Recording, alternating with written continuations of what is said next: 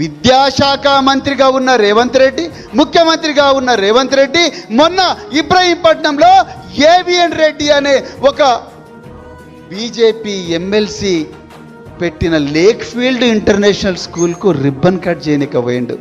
నేను అడుగుతున్నా, lake field international స్కూల్లో ఫీజు ఎంత ఉంటుంది? 5 లక్షలు ఉంటుంది. ఎవరు కడతారు నాయన 5 లక్షలు? మా బిడ్డలు కట్టలేరయ్యా. అందుకరికే కదా కేసీఆర్ గారు మా అందరికి గురుకులాలు పెట్టి ప్రతి బిడ్డకు సన్న బియ్యం పెట్టి 2 సార్లు నెలకు 2 సార్లు చికెన్ పెట్టి, నెలకు 2 సార్లు మటన్ పెట్టి, 4 సార్లు చికెన్ పెట్టి, నెయ్యి పెట్టి, సన్న బియ్యం ఇచ్చి ఆంగ్ల భాషలో విద్యాబోధన నేర్పించి ఇక్కడ మీ దాంట్లో చాలా మంది కూడా మా దగ్గర చదువుకున్నారు. I'm not inferior to anyone. I shall be the leader wherever I am. I shall do what I love and be different. I shall always think big and aim high. I shall be honest, hard working and punctual. I shall never blame others for my failures. I shall repay what I borrow.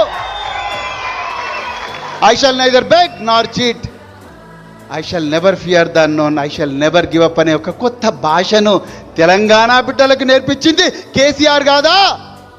అలాంటి ఆనవాళ్లను చెరిపేయాలని చూస్తున్న నువ్వు చరిత్రహీనుడివి కాదా రేవంత్ రెడ్డి గారు? ఒక్కసారి ఆలోచించండి. వీటి గురించి కదా మనం ఈరోజు రోడ్డెక్కాల్సింది. గురుకుల విద్య, రెసిడెన్షియల్ స్కూల్ ఆదర్శంగా తీసుకొని మనం కూడా ఇండియాలో ఏ రాష్ట్రంలో లేని విధంగా ఒక 1000 గురుకుల పాఠశాలలు పెట్టి ఈ వర్గం ఆ వర్గం అనకుండా అందరు కూడా ఉపయోగపడే విధంగా పెట్టుకున్నాం.